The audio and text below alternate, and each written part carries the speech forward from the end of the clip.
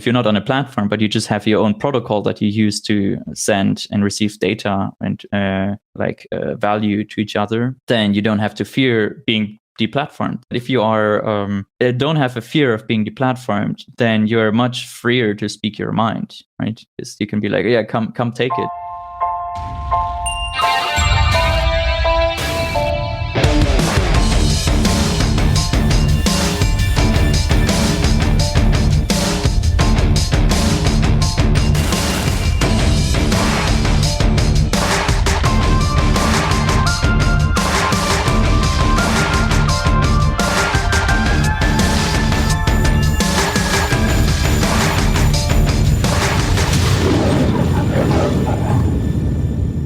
Happy Monday, Liberty Kitty Cats, and welcome back to Lions of Liberty with Marc Clair.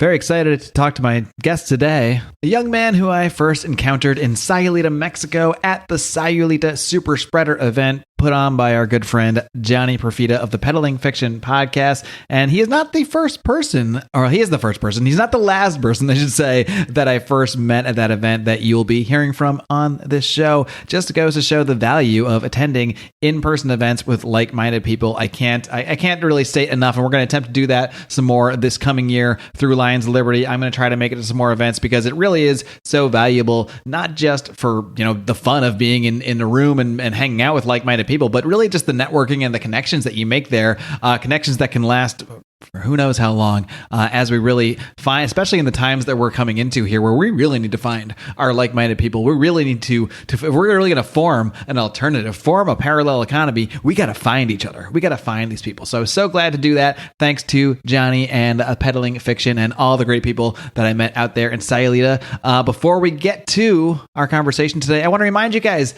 hey, I'm here in Mexico. I'm putting in all my effort into podcasting. I'm putting in all my effort into my personal projects, because I wouldn't allow my liberty to be violated. That's right. So if you want to support me, support us here at Lions of Liberty, please do head over to Patreon at patreon.com/Lions of Liberty, or our locals page, lionsofliberty.locals.com. You get live/early access to most, if not all, of my interviews, bonus shows like Conspiracy Corner, Degenerate Gamblers, Good Morning Fuckhead from Brian. Each and every weekday, there is just so much goodness behind that paywall, and so many more benefits you can get depending on your level. You can even produce an episode of this program. You can get mentioned on this program. There's just so much great stuff. Monthly calls with Brian, John, and I. The fun never ends. So check out everything we're doing at the Lions of Liberty Network and on our Patreon at patreon.com/Lions of Liberty, locals at lionsofliberty.locals.com. That being said, it's time to welcome in my guest today. He is a former Bitcoin Cash developer. He is also the creator of LOTUS, and we got to meet recently in Sayulita, Mexico. I'm very pleased to welcome Tobias. I'm going to try it. Tobias Ruck. How was that? That was really good. Yeah, not bad for a gringo, huh? Tobias, besides asking your name, I of course have to ask you the traditional Lions of Liberty question. I have to confirm: are you ready to roar? I am ready to roar. All right, excellent. I thought you would be. Tobias, a couple things I want to talk about with you today, but I really want to learn a little bit more about you. We had to share some few drinks in Sayulita and such, but I want to learn more about your background and specifically kind of how you came to where you are in life. I think when I met you in Sayulita, you had just arrived recently in Mexico. Prior to that, I think you were in Saipan, you were in Korea. How did all this stuff start? And you can take it from wherever it makes sense, whether it's your interest in cryptocurrency or your physical travels. Take it from wherever you think is appropriate. So it started all when I was born. No, apparently when apparently when I was like 2 months old or something, or like a very small age, I already started plugging out the cables from the back of our TV, and instead of getting a teddy bear or whatever, I just cuddled with those cables. So I think my interest in computers was from very early. I think it's a product of also when I talk to people that have a slightly different accent, sometimes it's a little harder to detect sarcasm than it normally would be. So I don't even know if you're just making this up or if it's true, and I don't even want to know. No, it's all true. I got the receipts. I got the footage apparently. Yeah. All right, I love it. So yeah, then I don't know, did school, went to HP for a while, but this corporate thing just wasn't really for me, right? So then I started my own company with someone else. That after HP basically, that didn't quite work. So then I started another company, Bcash. Is HP like the European equivalent of like what you would refer to as like undergrad or something like that? Oh no, it's Hewlett Packard, right? Oh, you mean the company? Okay. The company we're skipping. HP. Okay, I got you. You know that one from America. Yeah, I know those guys. Okay. Yeah. And so HP, then did my own business, and then switched over to Bcash because I wanted to get into the crypto space, right? I was like crypto adjacent, but then I was like, okay, I had this discovery. Basically, what I was able to do were crypto smart cards. But what I realized is that that's probably an invention that's way too early for whatever. Like that's not like payments isn't really what the crypto market is really interested in right now, and it's not the immediate application. So then I basically worked on other things. That was also the time where I was also working on Bitcoin Cash. Right, I added a bunch of opcodes. I was part of every single war. Right, the Bitcoin Cash war, the Bitcoin SV war, and then later the eCash war. You're a seasoned soldier of the battlefield. So seasoned soldier, absolutely. And it I think it gives people like there's a difference between like understanding like how blockchain works in theory, right? How it's like resistant to attacks and so forth, and like actively defending against those attacks yourself and like feeling the incentives at play, like play themselves out. And I think this is what a lot of eCash developers have, this unique perspective that like Bitcoiners are just like, oh no, it's secured by the miners, and then they stop because it's secure, right? But if you were under attack, then it's a very different story. And then I was like, there was like this big issue in eCash that like I already knew that if we want to have something that's usable in commerce, because that's what I'm all about. Like I want to have something that I can use to decouple myself from basically they, like whatever that means, like the banks, the financial institutions, the people who want to control us. And so I started LOTUS, which, contrary to Bitcoin, has a built-in stability mechanism, right? So it's not a stable coin. It's not even really an algorithmic stable coin, maybe, but it's something where like it reacts to supply and demand a little bit, just enough so that you can use it like without like having to worry about the price all the time. We're still early, right? So the stability stuff didn't quite kick in yet, but yeah, I think that's the very compressed version of my CV, I guess.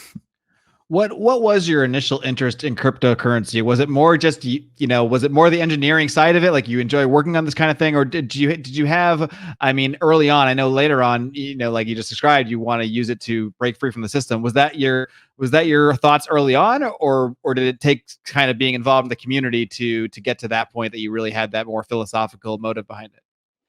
I think it was always philosophical, but it basically was the perfect match because I always was interested in technology, and I always was like searching for like, because you don't get that taught at all in Germany, really, right? It's like, okay, like the state is good, therefore like capitalism is bad, communism is bad, therefore we need a perfect mixed system, and there's no debate, right? That's like a politics education in Germany, basically. We already figured this out, so no need to discuss this anymore. No need to have we tried literally everything. We went full fascism for a minute. We tried everything. Which, like, to be fair, like you could make an argument for that like we went through everything. Let's just stick with what we have right now. But yeah, so I was like a little bit like, because a lot of the stuff I was told at school was like just wrong, right? Like verifiably wrong. Especially like I think the most important one was the federal like central banking, right? Was like and fractional reserve banking, whereas like this is just a scam. Like, why is nobody talking about this? This is absolutely incredible. And from there, I went down the rabbit hole, went into like all different ideas. And that actually also got me interested in Bitcoin. Unfortunately, a little bit too late, right? So initially, I actually saw Bitcoin very early on, but that was when I was still in school and not really interested in like different currencies or whatever. So then later I discovered it again, like I don't know which year exactly, but like maybe like 2015 or something. And then I actually started buying a little, and also like selling a little back and forth. And then I really dug into the technology itself, and that was basically an infinite journey thereafter, right? Like, because Bitcoin is so technically, it's philosophically complex, but it's also technically incredibly complex. So I mean, the basics are very simple, right? Like proof of work and so forth. But if you want to like really understand, okay, how does a transaction work and so forth, it really takes time. But it's an amazing adventure, right? Because it's something we never had before ever, right? Right. Yeah, that's the thing. Like I over the years, for a long time, I didn't do a lot of episodes about cryptocurrency, largely because I didn't fully understand it for a long time. And not that I'm not think I ever necessarily fully understand it. I think I understand a lot better today than I did 6 months, a year, certainly 5 years ago. But I also think that along the way, part of my misunderstanding of it is because even the people that I would find out there talking about it, turns out when I look back, they didn't really understand it either. So I'm kind of curious, what do you think are some of the biggest misunderstandings that, I don't know if you want to say the crypto world at large have, or if you maybe want to more specifically address sort of the libertarian or the liberty world? What do they see? What are the wrong takes that you see out there about cryptocurrency, whether you want to go technical or you want to just go the bigger picture here? Oh boy, where to start? So maybe I just pick two. This could be 3 hours probably. But yeah, pick two. Pick your favorite two. How about that? So I think the first one is that Bitcoin is digital gold, or like crypto in general is like digital gold.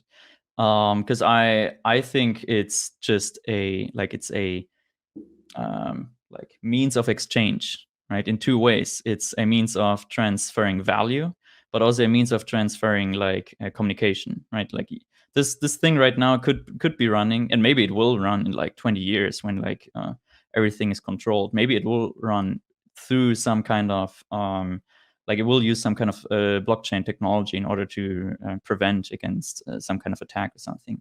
But I don't think crypto is like just something that you buy and then you sit on it, and then after a while you get rich, right? I mean, this is how some people have used it historically, but the reason that was possible was because of it being usable as a means of exchange, right?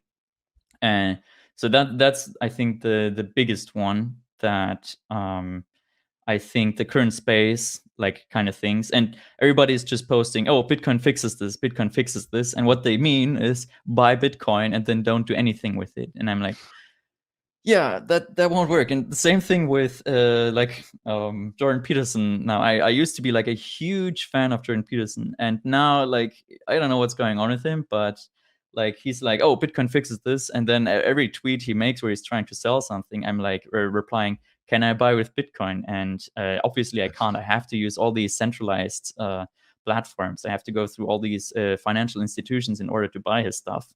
But still, the truckers got shut down or whatever.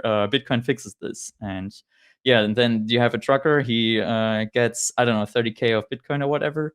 And then he's like, okay, now I have this Bitcoin. What do I do with that? My bank account got shut down. Kraken or whatever exchange won't allow me to open an account. And now I'm just stuck with this. Like no places really accept that. I mean, Bitcoin is not that bad on that front, but it's like they're like kind of actively fighting against the idea of using Bitcoin in commerce. So I think that is like the thing of the same coin. Like if it's just an investment and it's not a means of exchange, right? And I think the second one is that Bitcoin, like the way it's designed, is unscalable, right? And scalable in this case means that like if you throw 2 times the amount of hardware at it, you will get 2 times the amount of transactions per second at it, right? So currently Bitcoin has 7 transactions per second. And if you had like twice the resources, like computing resources, then you would get 14 transactions per second if it was scalable, right? And everybody before that was like, oh no, Bitcoin is not scalable, right? It can only ever process 7 transactions per second on the entire network and everything. And I was like, I always was like, no, there's more. And then Bitcoin Cash came along, and initially I was a little reluctant because the presentation was a little out of the blue. But then later I was like, oh yeah, this makes much more sense. They increased the number times 8, so 800% more transactions per second, and with a goal to like scale really, really big, right? And actually, it was Amaury Sachet who started that, and he had like a good, solid plan of like how to scale this thing, right? Like canonical transaction ordering to drop a few names, like putting the outputs into the transactions to allow some parallelization, and like transaction malleability, like doing all of these things. And then he was talking about that. We went through war after war. Community got smaller and smaller and more fractured, and focused on things that it previously wasn't caring about. And then the CBDC paper drops from the Boston Fed and MIT Digital Currency Media Labs, and basically we're like, okay, here's how we can scale our Federal Reserve coin, right? And you have to keep in mind, like they really have to go through everything that's on the market, right? Like what different technologies could you theoretically use to make a digital currency? And they basically picked whatever Amaury was talking about. They basically picked Bitcoin. So I'm like, okay, Satoshi Nakamoto, he kind of nailed it the first time. He did some mistakes here or there, but like back then he wasn't probably concerned about scalability at all initially. But whatever he came up with, that whatever came Satoshi up with some modifications here or there, that is what the Federal Reserve wants to use now. At least the UTXO model. Of course, they removed the mining just to obviously they removed that. But it's quite ironic that people have been saying, "Oh, Bitcoin doesn't scale," and then the Fed comes along and it's like, "No, we built this. Not on Bitcoin, when you're us, but on we can scale it. We have unlimited resources."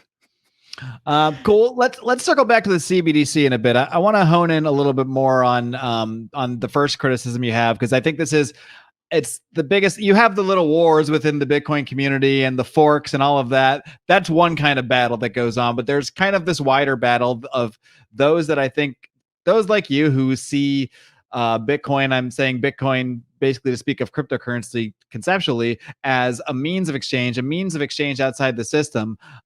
Whereas there is another segment that maybe they see it as that too, maybe not, but they seem to be promoting it primarily under the the HODL moniker, that this is something you acquire, something you hold on to, and if we all do that and we all just sit on it, then it will continue to to grow and gain our wealth. And that's how we'll break free from the system, because of the wealth. It seems to be the focus. We'll be so wealthy from this that, we'll be untouchable. It doesn't seem to be, the focus doesn't seem to be about the technology and why technologically it can free you from the system. So can you dig into why you see the investment mentality, I guess, seeing it as something you buy, seeing it as something as gold that you might just store in a vault and just hedge against inflation, and in 30 years you take out that gold and you can spend it all and you feel rich because they destroyed the dollar. What's wrong with that mentality, even if they do agree with the technological aspect of it?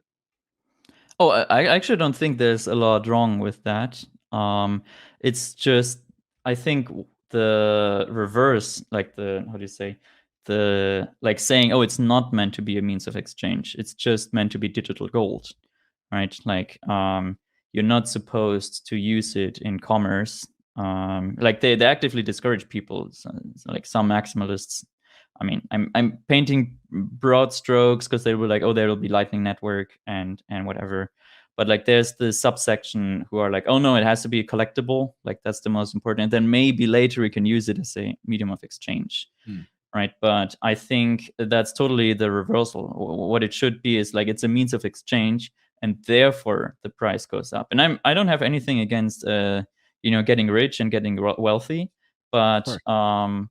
Like if it's like there's two problems there. First of all, like if it's just about, how do you say, if it's just about like, oh, we just all buy this and then it goes up in value, then like there will always be people who lose out, right? There will be the people who invest in that the last, right? Mm-hmm. And they will lose out. And second of all, it will eventually collapse, right? Like because of huge price swings.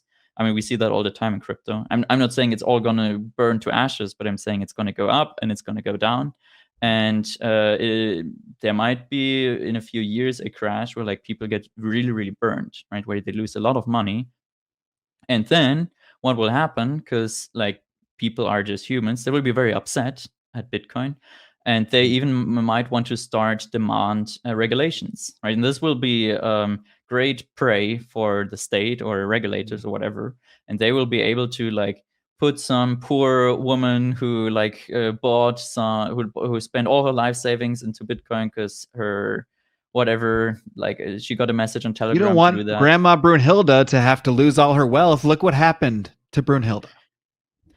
Exactly, and I'm very concerned about that. That like this will be perfect like justification to like put all sorts of stops and checks on Bitcoin, and I don't think it's that hard to, how do you say, like force such an outcome. You just have to hit the right time, because the state has a lot of Bitcoin, right? They seized from a lot of like drug deals or whatever. They seized a lot of Bitcoin. And they, if they wanted to, they could crash the Bitcoin price. Right now, it doesn't make any sense, right? Because like they can use it to do like their own dark trades, which that's one of the features that you can do with Bitcoin. But if you just focus on investment, and Bitcoin by design is very unstable, right? Because wheel returns are all about like matching supply and demand, right? Oh, there's some central planning, therefore the prices go up or whatever. But with Bitcoin, we have the same thing, which, like you could, like, that's fine, but Bitcoin has 6.25 new Bitcoins every 10 minutes, and that's fixed, right? If there's more people who want to buy it, it doesn't change. It's still 6.25. It halves every 4 years, right? But other than that, it doesn't change. And then the only thing, if demand changes, the only thing that can happen is that the price changes, right? So just by design, Bitcoin will be very volatile, right? And that's actually what I wanted to fix with LOTUS, and I've been working on for the last while. Yeah, I guess my concern would be that if it's seen primarily or promoted primarily by a large contingent of people as an investment, and they're not promoting it as much as like in putting that energy is not going to building infrastructure, to building new payment methods, to actually promoting it as commerce, as a vehicle for commerce. Then, like you said, when that day does come, and it's funny because the way you're speaking is not all that different from what Peter Schiff says will happen eventually. There will be some people that there has to be mathematically some amount of people. If the point of this for a lot of people is to hold it till a certain point to get rich, that does imply that they will sell it at that point to use, especially if they're not focusing on using it as an actual peer-to-peer transaction system, if they're not actually using it as commerce. So, when that big day does come, here you're going to get those people that used to be proponents of it, many of them who are left holding those bags. They're going to say, Bitcoin was a scam all along, when maybe it wasn't a scam all along. It was just that they were looking at it in the wrong way the whole time. Exactly. And I mean, if you look at like subversion and so forth, like of course the state is going to try to subvert Bitcoin in one way or another.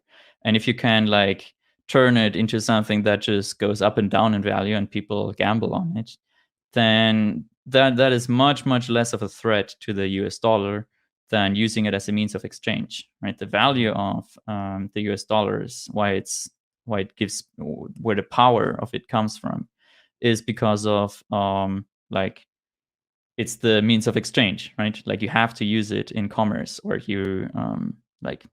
that's what's accepted, right? But if people start to use it as a means of exchange, then you undermine the power of Bitcoin. So like anyone who thinks about that for like a few seconds is like, oh yeah, of course the state is going to do everything to undermine Bitcoin as a means of exchange. And I'm not sure if we saw that here. There's some people who are like heavy proponents of the theory that like there was state involvement in like turning that narrative. Right. I mean, there are some that think Satoshi was just like a CIA operative that created this whole thing to excite and then enslave us, I guess, is the one theory. Yeah, but I don't see any evidence for that, and actually quite the contrary. So it seems like there were like the problem is proof of work is just too resistant, right? Like if it was done by the CIA, then it was more like a coup against the as a countermeasure. But I don't think any of that really makes sense, especially now that they have their own CDBC, which removes all of the inventions that we added to Bitcoin. And I think if we want to go through that conspiracy hole, then it's much more likely that Bitcoin had like nice means of exchange properties and like very well designed for that. And then, but there was like this one thing that Satoshi put in there as a like at that point it was like a spam prevention mechanism, so that like it wouldn't be so easy to just shut down if you had a little bit of money, which is the 1 megabyte block size limit, which he added like way back then, but it's still there this very day, right? Like we haven't removed that, and if we had removed that, then like the likelihood that Bitcoin would be usable as currency in commerce would be way higher.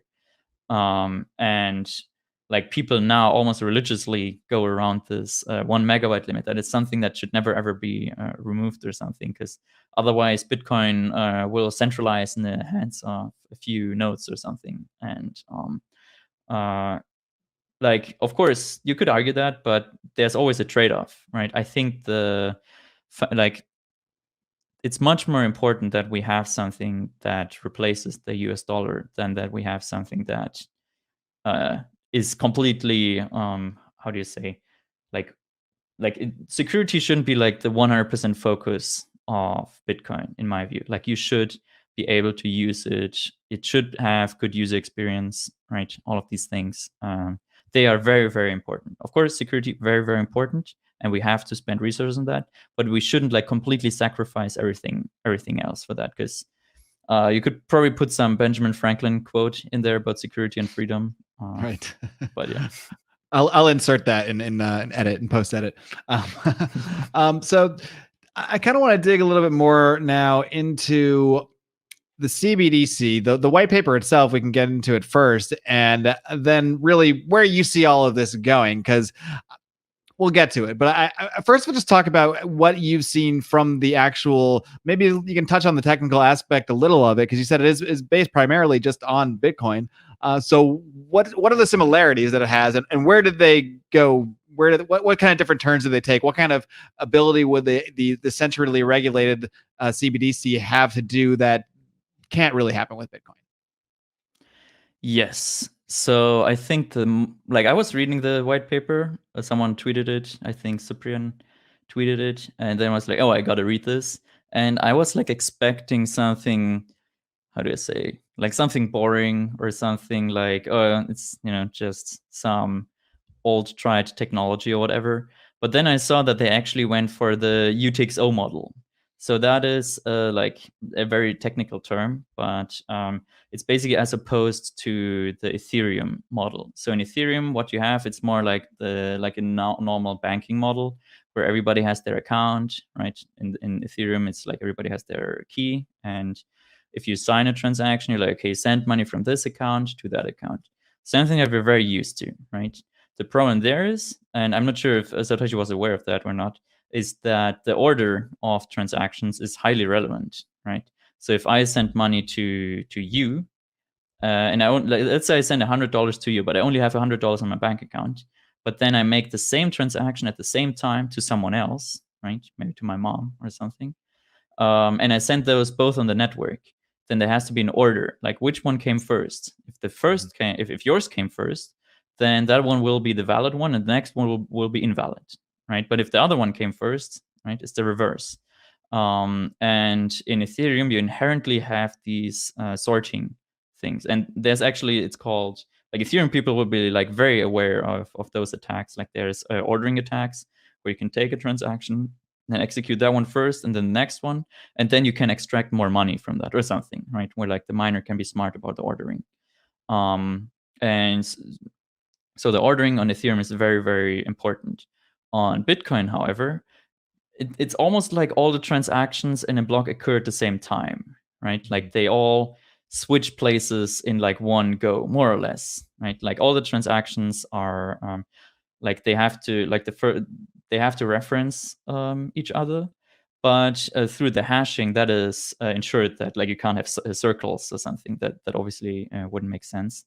But I think the best analogy for a Bitcoin transaction is that assume like you have like a wallet, right? And in there are different coins, and they can be actually any size, right? They can be like 1 Bitcoin, 1.25 Bitcoin, or whatever. And then you put all of those into like a cauldron of different coins, and then you pour that out again and break the result into different coins again, and then give them to different recipients. So one could go to you, one could go to back to my wallet, and so forth. And that one is called the coin model, right? Because it is like coins. You take coins, you put them in cauldron, you mint them, you get it's the same thing coins. you could theoretically do with actual gold, except it's a lot more difficult to do with exactly, right? There you need like you need like energy and expertise, and you need to stamp it again, and so some forth. guy willing to be there stirring it around or whatever. I've never poured gold in the cauldron myself. Maybe New Hampshire they do that, but yeah, in Bitcoin we do that like every single transaction. So I think that might be an easier way to get to learn the intricacies of gold pouring, only that it's Bitcoin. Right. And yet that has been the model. And the thing there is because all transactions occur at the same time, they are already like almost implicitly ordered. I'm not sure how to explain that, but like if I give you a coin and then you give that coin to someone else, like we don't have to order that. It's just like implicit in the fact that we hand over these coins, right? Like if it's a physical coin. Whereas with a bank account, you have to have this like ordering. And what I then read in the CBDC paper was like they used that exact model, right? Like they use this coin model that Bitcoin, like we haven't seen that before anywhere, right? Like Bitcoin was the first place. It's in the Bitcoin white paper, somewhere in the middle. It's the transaction, like how they do the splitting and so forth. It's in there, and they just use that, right? They use that thing. Where it's a little different, like they do some optimizations, right? So you can process them in parallel much easier. And you can like shard it very easily, things like that. Things that eCash also wants to do, which was the ironic part when I read that. And then, but I think the much bigger implication, which everybody wants to hear, is the lack of a blockchain, right? So it's basically just a pool of coins, and every transaction updates those coins. Right? There's no block, there's no like hashing, there's no mining whatsoever. All of that is removed, and basically there's 3 operations you have on the CBDC. You have mint, you have send, and you have redeem. And maybe you can get more into those, but basically mint is issuing new currency. Transfer is like sending coins. That is what we would do, what the plebs would do. And then redeem is removing coins from the supply again. All right, guys, I got to take a quick time out to tell you about our good friends, Carlos and Vanessa Abelar, and their incredible CBD company, Paloma Verde CBD. You can find them at palomaverdecbd.com. And there is simply nowhere else you should be turning to for your CBD products, whether you use them for aches and pains, for dealing with a little of that insomnia, or just general stress. CBD is a fantastic resource without having to worry about getting all high or anything like that, like you would from the THC component. This is CBD, is purely the non-psychoactive part of the marijuana plant. Extremely helpful for all sorts of things. Also for your pets, it can really help your pets too. And you can find everything you could possibly need. Tinctures, gummies. The gummies, my God, the gummies are delicious. You can find them all over at palomaverdecbd.com. But the best part is you got to use promo code ROAR and you will get 25% off any order over $75 and free shipping. That's right, and free shipping. Check it out, palomaverdecbd.com. Do not forget to use that discount code ROAR for a tremendous discount. Go into that. What is that actually? What is the effect of that, of redeeming a coin and removing them from the supply? Why does someone do that, and why does someone keep it out of the normal supply? And what is the effect of that? Yeah, so I mean, like what the Federal Reserve is doing, obviously, is like managing the money supply. So sometimes they increase it, that would be mint, and sometimes they decrease it, that would be redeem. Okay. But if all the coins are in one database, right, and of course it's like distributed amongst different servers, so you can't just attack one server and like destroy all the money. But if it's all in one hand, right, and if you execute the redeem command, it has to be obviously signed by the central bank. Once you do that, the money is removed from the money supply. And the funny thing is, it's even, or maybe not so funny, the scary thing is that there's no log of that. I mean, maybe they store it privately somewhere, right? Like maybe they have like their own shady little archive that like where all the transactions go through. And like, let's be real, they 100% absolutely have that, because this data is way too valuable to not do that. But in the official paper, like they are like, oh no, we have to make this private, right? We don't want anyone to like leak their information and so forth. Right, it's so a security feature, of course. Yeah, it's totally secure this way. And what that means is that like if they remove your coins from, and this is basically like removing coins from your wallet. The analogy would be like you have $100 bill, and they're like, okay, this serial number is now invalid, right? Like you have a specific number on your paper, on your piece of paper that's called money. You go to the store, you hand over the money. They check the money and they're like, no, this is counterfeit, right? This would be the equivalent of executing the redeem option.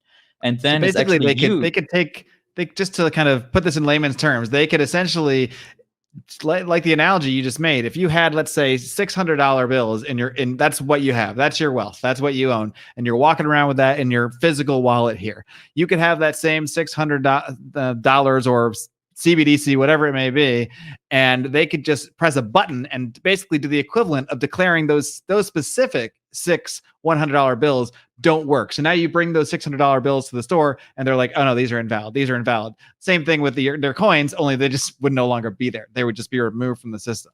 And it's not like you can go get them back. They just don't exist anymore. They don't function anymore. It is as if they never existed, right? Right. So it looks like you just made up, because like Vin talked about this on the Hotep Jesus podcast, that like you actually have to store all the transaction details. You have to store your balance, you have to store your keys, you have to store the serial number. This is not stored by the Fed, right? So you have to store that, and you have to hand that over to the merchant, right? You have to be like, okay, here's the data, here's my money. And then it would return from the Federal Reserve, and it would be like, no, this is actually a counterfeit, right? So you would be the guy who looks like stupid, right? You would be like, I have to explain yourself to the merchant why like you handed them over money that is fake, right? And yeah, I think for me, like that's very scary, right? That like not only are you is your money gone, you have no proof, and it actually, the only proof you have is like looking bad onto you, right? So here's the question then. What is the purpose of the CBDC as far as, let's say, the Federal Reserve? And I've seen that there are like hundreds of like different central banks around the world that have adopted or have like mentioned that they want to have their own CBDCs. So this is not just limited to the United States and the US Federal Reserve. What is their motive for creating this? Is it something where one day they're just going to tell everybody, your dollars don't exist, you have till this day to go to your bank and say, I want this to be a CBDC, and now you have to store these private keys to use money? I mean, how do you think they're planning to get people to adopt this? Or is it just going to be, sorry, this is the way it is now, this is what we have to do because the dollar sucks so much. Oops.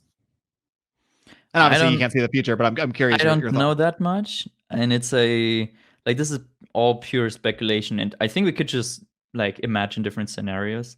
So I think the one that is like the most effective, I guess, is just make a hyperinflation, right? And like it's in the hand of the Federal Reserve to be like, oh, oopsie, we printed too many US dollars, but we have this digital currency, and now use that instead. And they actually did do that in Germany, right? They started with the Reichsmark, and then they switched over to the Rentenmark.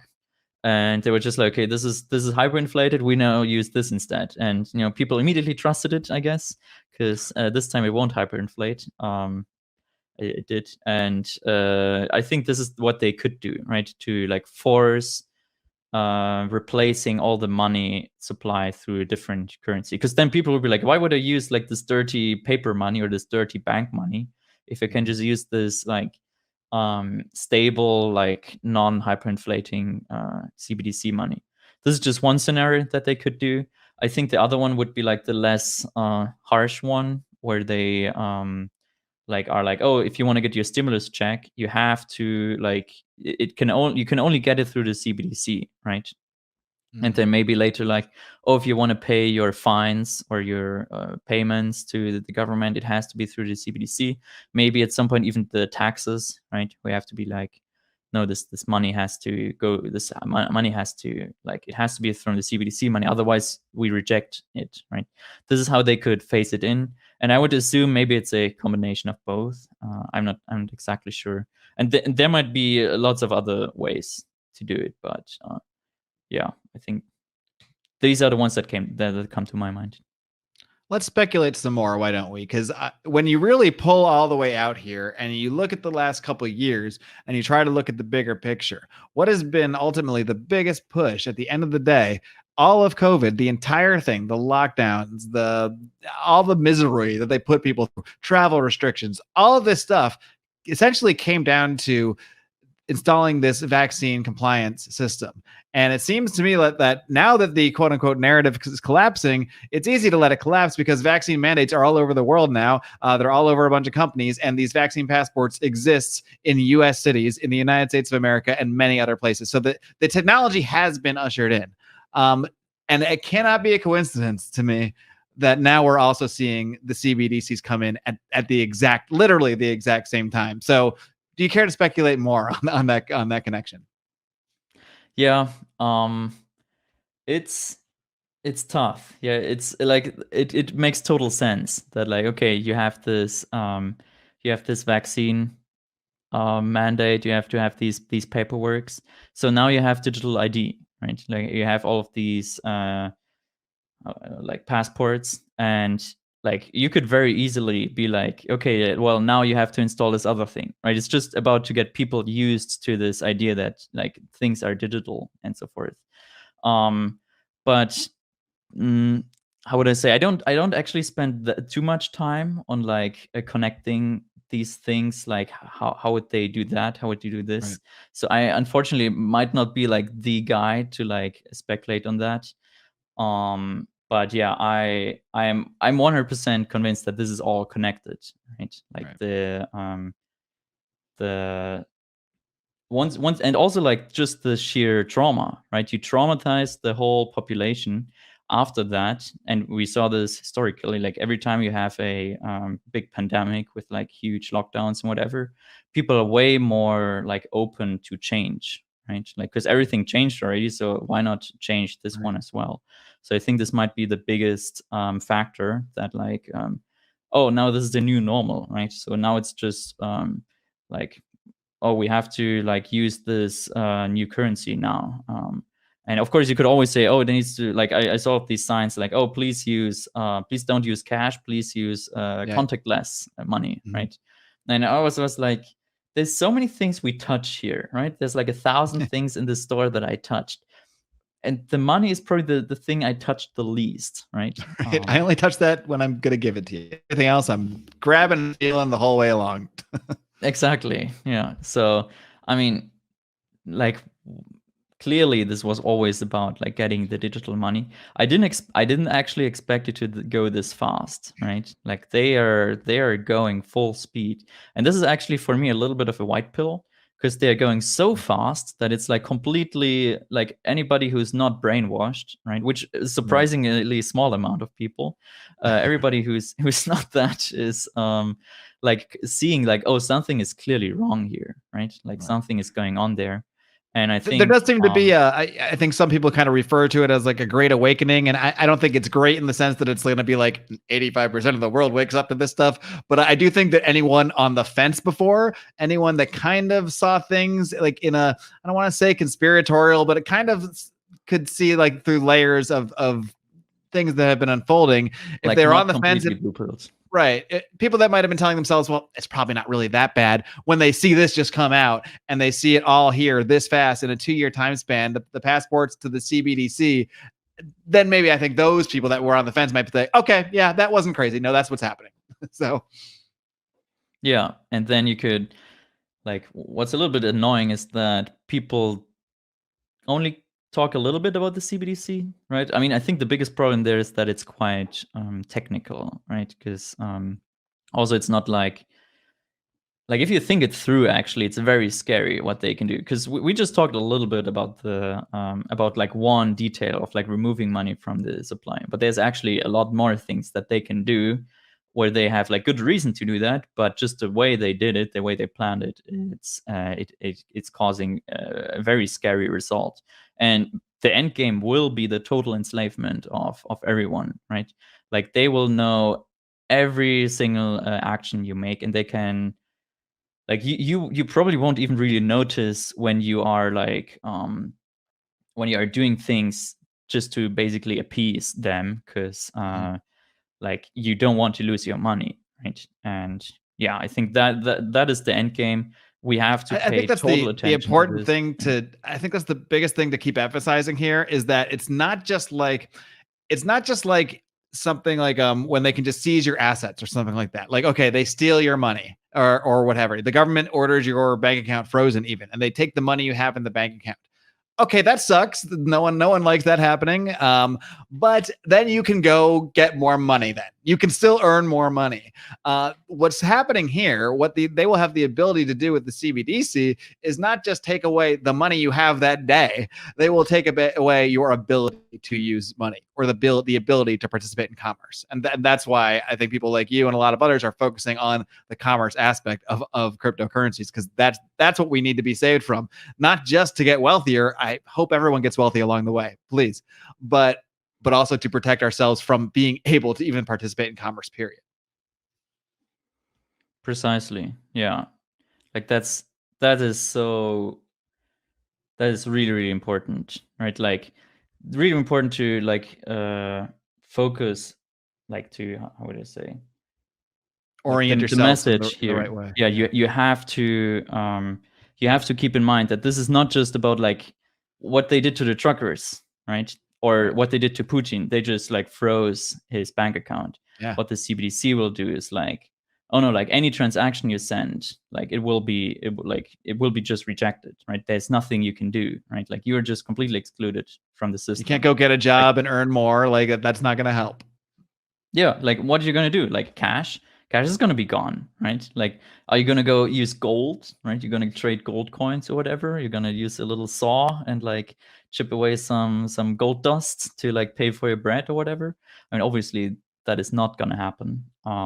And you know what I think will happen is that people will gravitate towards crypto solutions which solve that problem, right? I don't think it's going to be Bitcoin. I don't think it's going to be a coin that has like number go up as their one selling point. I think it's going to be a coin that is like focused on electronic cash, right? Like something that you can use in commerce, something that's peer-to-peer, something that like doesn't require that doesn't require like huge amount of resources to use, like something that's very easy to use. I think these are all the properties that will be very, very important in the future. And for me, there's only really two. Like if you really look at it, there's only really two crypto projects who are doing that, and it's eCash and Lotus. And most of the others are like you have like smart contracts, right? I love smart contracts. I was the first guy on Bitcoin Cash to make fantastic smart contracts. But like if you sacrifice everything for smart contracts, like Ethereum is very unscalable because of that, right? They decided to use an unscalable model, and now they are paying the price. right? It's a model that can only process so many transactions per second. And if they want to go beyond, they have to invent new computers or something, right? Because at some point you hit stuff like the speed of light, right? And you can't go beyond that. So yeah, I think those are my predictions on what is going to happen. And I'm actually very optimistic, right? Like this whole CBDC stuff is very, like, if you think it through, it's very depressing, but they are basically validating what we've been doing, right? Mm-hmm. Well, yeah, I mean, I think a lot of people look at the importance from the HODL side of cryptocurrency as, oh my God, they're destroying the dollar. That's why we need to hold this thing. But you could really look at it from this other angle too of, oh my God, they're going to bring this in and they're going to implement it. So we need another thing to use. And, maybe if a bunch of people rush to that one other thing, maybe that thing does rise in value naturally, as it probably would if a bunch of people rush to that one thing or one or two coins or what have you. But the purpose really it's really just about how we're orienting ourselves. And I think if the community at large is orienting itself to just buy Bitcoin or buy whatever and just sit on it, at some point you're going to want to cash it out. And where are you going to go to cash it out? You're going to go to Coinbase or some other exchange that has to go through the bank. And if we got CBDC, guess where it's going to go? It's going to go to CBDC. So you're just in the exact same place. Maybe you have more money or something, but maybe you're somebody who did that exchange at the end and you don't have the more money because everyone else doing it is driving it right down. So at the end of the day, yeah, some people might get rich on Bitcoin. A lot of people have gotten rich by hodling and getting out, but at a certain time. But the point is they got out at a certain time. At least they got partially out, or they wouldn't have the Porsche and the house and the whatever these Bitcoin millionaires have. So, I guess that's my rant on it. But what I really want to focus on before we wind up here is, what can the average person do? Like the average person who's not necessarily going to become a coder or a programmer, or how can the average person sort of start to set themselves up anyway and educate themselves a little bit more about specifically how to begin using cryptocurrencies as a means of exchange, especially when now I can't go buy a car with the cryptocurrency. I can't. Maybe there are ways to do it. I don't know. Somebody will probably email me and say, no, actually, you can do this, but whatever. But I generally can't go around in normal life without doing an extra step of maybe like buying a gift card or something like that. I know a lot of people do things that way. If I can't currently really use it in my normal day-to-day transactions, how do I set myself up to be in a position to do so when the CBDC makes the alternative, impossible? So I actually have some very specific advice there, because like I've been in this like for a long time. So it's like some things work really well and others work a little bit less. So I think the biggest one you can do is like acquire some currency that is usable in commerce, right? Like some cryptocurrency that you can use. And then whenever someone who's not really into crypto is doing you a favor, or you ask someone to do a favor, give them a little bit of crypto as a reward. Like, oh, hey, thanks for doing that. Thanks for, I don't know, like cutting this video for me, or thanks for doing that, right. Or like something like that, where like you kind of were like asking them to do something, and we know that crypto is made to be like very fast to like send them over. So you could be like, hey, I want to give you some like eCash, I want to give you some LOTUS, I want to like, or whatever currency of choice, like maybe it's Litecoin. And Tobias lives this philosophy, because Tobias gave me some LOTUS when we met and told me what wallets I could download to take it in. So this is not just talk. If you meet Tobias, he might actually give you some LOTUS, so he definitely lives this philosophy.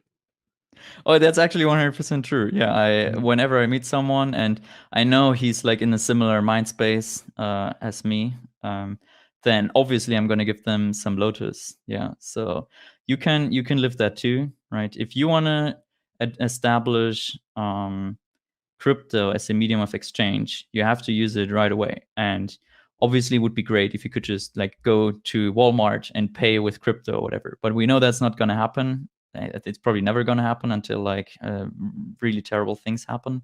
But if you like, maybe you go to a farmer or whatever, and maybe you buy some stuff, some groceries normally, but then you also like as a token of appreciation, you just give them some crypto, right? You're like, hey, here's some. And there's like a lot of wallets who are like incredibly easy to use. We got the Lotus Vase wallet, like Lotus Vase on App Store and Play Store, which is like I when was it? 2 days ago, I showed my grandma how to use it, and like I tested her afterwards if she still doesn't know how to send and receive through this crypto wallet, and she still remembers it all. She knows how to send the coins over. She knows how to like scan the QR code. She knows how to press the buttons, even though it's not even in her language, right? But if you just do it a few times, they will keep that in mind. And now she like understands that. And if you do that with a lot of people, right, if you do that with like 10 people, then maybe one of them will also start to do that, right? And these don't really take that much time. Maybe they take a little bit of courage or whatever, but if you want to say thank you to someone anyway because they did something, then I think that's a very good point to start. And like once they have it in their pocket and they actually value it, because it was reciprocity, right? Like they gave you something and you give them something in return, and it does have a market value. So it's not just an empty gesture or something. It is something that people on the market actually value. And yeah, I think that will be very good for that. So to be clear, the answer is not to just tell them to HODL or HODL the LOTUS. You don't tell them to HODL the LOTUS when you give it to them. Well, they shouldn't dump it on the market, I guess. But like if you like, I think the goal is to like, hey, I appreciate you. Here's some LOTUS, and then later, like they can send that over to someone who appreciates it too. And we're working on Stamp right now. Have I told you about Stamp yet, or should I talk about that a little? Yeah, you can talk about it. I believe you mentioned it to me before, but not in the kind of detail that I could regurgitate it exactly what it is. Because I think this will get very important for in the future, because we see all of these, and this gets into the protocols, not platforms concept, right? We also mentioned that with Coinbase. So what happened with the truckers, to go back to the truckers, and I think that will happen to Russian people, like people who want to get their money into Russia or something, right? But to stay with the truckers, they got sent over a lot of Bitcoin to support them. But what then happened is all of that money went into a single address.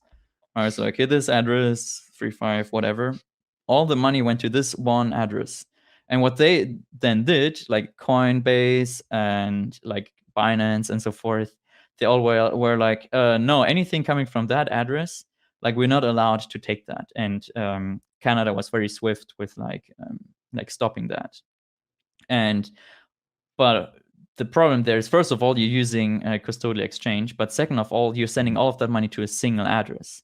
Right. And with Stamp, what we're actually doing, when like each individual who's sending money to that person, they all send to a different address, right? And that address is not known publicly. This is only known between the sender and the receiver. So the government doesn't even know where the money went, right? With the truckers, it all like they announce it publicly. This money is going here. With Stamp, you right? Mistake number one, right there. Yeah, mistake number one. All the money got sent over to this one address, and with Stamp, you hand over your address. You still have your address, but the address is more like a relay, right? You're like, okay, send to this address, but what actually happens? You establish a communications channel with the sender and the receiver. They negotiate basically an address that then you can send money to. And the second thing that we also added is that we basically encrypt or like privatize the amount and the recipient even more, right? So if you send over, you usually send like everything in one transaction, right? But with crypto, you don't have to do that. You can just split it up into like 10 or maybe even 100 individual transactions, which all go to individual addresses. And then like good luck trying to correlate those, right? They get all put into a block.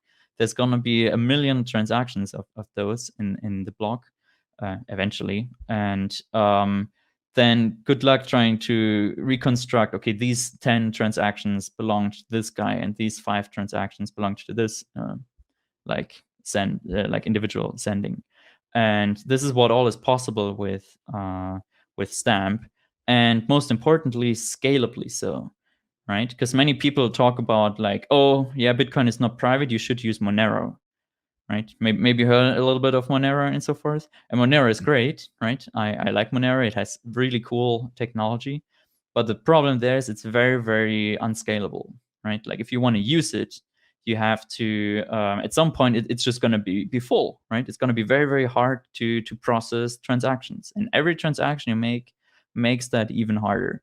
So the more people use the system, the harder it is to use, right? So that is no bueno. I only received Monero one time from someone, and it was difficult to get, like to actually have it show up completed in my wallet. It was the only cryptocurrency that ever took an amount of time that I could think about to actually fully receive. So and for me, like I have my money on Exodus, and I still can't move it. Like my Exodus wallet is stuck on some block height. I don't know what to do. It's not enough money to like reinstall everything and like move coins over and then try again, because I have some other things in there. And this is all because like I don't want to shit on Monero too much, but like this is all because it's designed to be very hard to use, right? Right. And with Bitcoin or with eCash and so forth, things that we've been using, and with Stamp specifically, it's just as easy as any other wallet. In fact, it's even easier because Stamp is a messenger, right? It's similar to Signal or Session.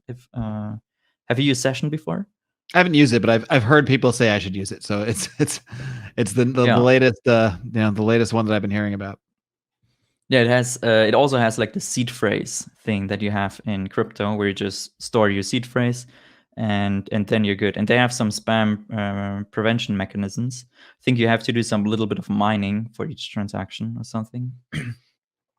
We actually have something similar in Stamp, where you can send over transactions, and each time you send it over, you have a tiny amount of LOTUS that is attached to it, right? So if I send you a message, there's a little bit of LOTUS that gets sent into your Stamp wallet, right? And this prevents spam attacks, because on Signal or whatever, or Telegram, I get like spam messages all the time, and I'm not sure if that ever happened to you, but like email spam is really, really huge because it's a decentralized protocol actually, right? So anybody can send it, but there's no spam prevention mechanism. And with Stamp, we added this spam prevention mechanism, which and then you have a decentralized network. Anybody can join, anybody can send messages back and forth. And and I think this will also be very, very important in the future, because people are getting deplatformed left and right. But if there's no platform, if you're not on a platform, but you just have your own protocol that you use to send and receive data and value to each other, then you don't have to fear being deplatformed.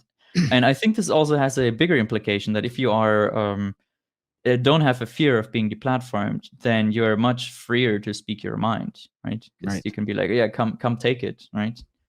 And I think now imagine if the platform, like we're discussing today, if it's not just the fear of losing Twitter or the fear of losing Facebook, now the deplatforming is you might lose your ability to participate in commerce. So that's a much scarier deplatforming. And even if people want to tell themselves they will continue to be themselves and speak out or what have you, it's not true. I mean, once it really sets in that if I say the wrong thing, this little thing that I need to use to buy anything at all will be turned off.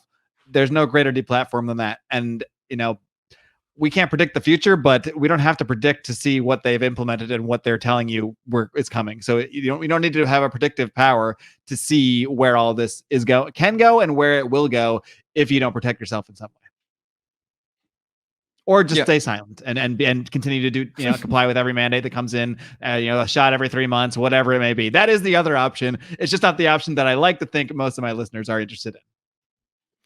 Yeah, no, it will create a psychological chilling effect, right? Where you don't want to talk about that, and you actually discourage people from talking about that, even though you agree with that. And on the other hand, if I'm prepared, right? I know how to use crypto. I know how to use a wallet. I know how to send messages between each other.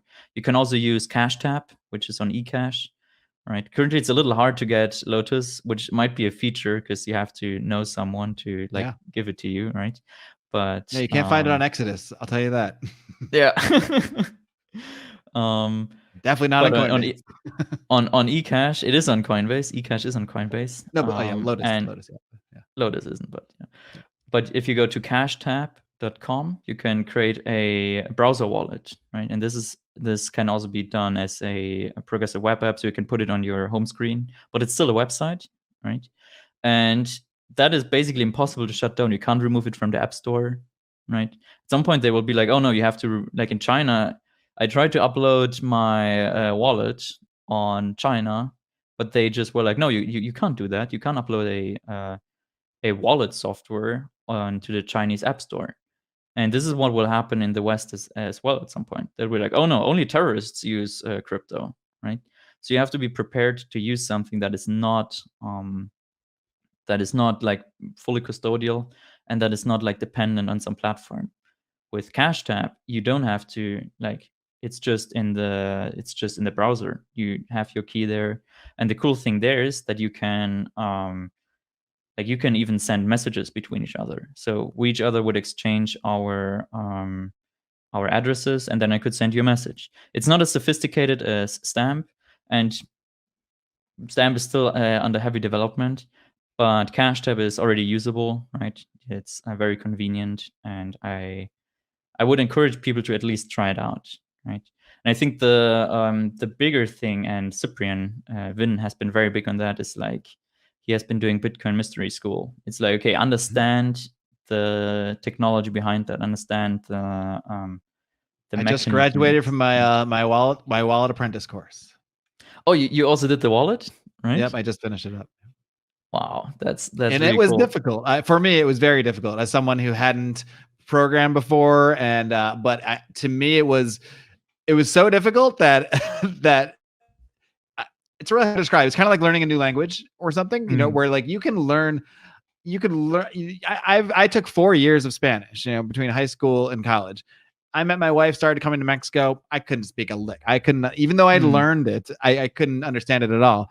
But look, I don't have an affiliate program with Vin or anything. I don't get any money for this, but I'm just giving my honest thoughts though. But learning it in the way that he teaches it, where he just kind of throws you into the pool and lets you swim around, not exactly know what you're doing, but then guides you through it. By the end of that process, maybe you can't explain it in a textbook way, but it does start to click. And I think it's the best way to learn and start to understand the technical end of this side. So I can't recommend it highly enough. Yeah, I also I participated in one Bitcoin Mystery School, and I mean I already knew everything in there, but there were still some things that like connected that previously didn't, right? Because I was like, oh, that's how you can explain it. Like, so I'm a big fan of that. I'm actually trying to do something similar myself, or at least I think what is maybe even more important is maybe people who did that should start explaining it to other people as well, right? Like it almost feels like I know a few people and they're like, oh, I don't talk about crypto with my friends or whatever, but they talk about crypto online all the time. Right. And I'm like, yeah, just like start explaining the things. Just like giving the LOTUS to people. It's the same thing. Yeah. Give them some of that knowledge, you know, share some of that knowledge, make it less of a mystery, start to reveal the mysteries to them as well. Exactly. Like tell them, hey, this is how you can send a transaction, or this is maybe even like people ask me, what is mining? What is a hash? And I'm like, I just show them here, like you did that in Bitcoin Mystery. Just press the button. Like when do you find the leading zero? Okay, we found one leading zero. Let's try two, right? You can do that. I can do that on my phone, right? If someone is interested, you just hand that over and whoever wins. And it's actually a lot of fun, right? And people are often generally interested in like, okay, how does this actually work? Because they understand that Bitcoin being at almost I think now it's over $40,000 again. That isn't just pure nothingness. There's something behind that, and if you can give them the technicalities behind that in a way that you understand, right? In a way that like a normie understands, then that is very valuable for the other person, but that's also incredibly valuable for yourself, because you learn best by teaching it to others, right? And I think this is the biggest thing we can take away from here. Like, educate yourself about these technologies, like how they use, why they work, and how you can share value between each other, and then actually share values between each other. Pick a crypto and spread the love. All right. Well, I think that's a good message to wrap things up on. Spread the love is always a good way to wrap things up. So, Tobias, before I let you go, why don't you just mention, how people can follow you? I know you're on Twitter, and how they can find out more, or if they're interested in learning more, or even like working on Lotus, how they could reach out to you about that. Yes. So I'm on Twitter, like Tobias Ruck, Rook, RUCK, with like just Tobias Ruck without underscore or anything.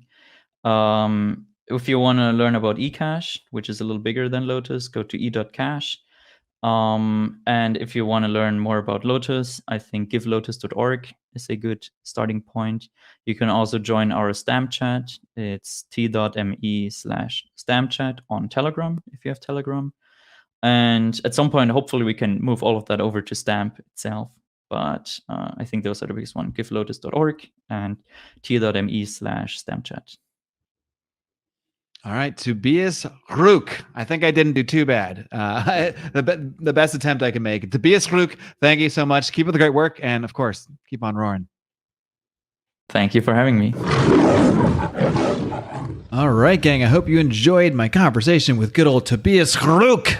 I just love saying it the way you're supposed to. Maybe it's not perfect, but I think I did all right. Ruck. But I do think this conversation surrounding CBDCs and what is to come is literally the most important thing we can be talking about right now.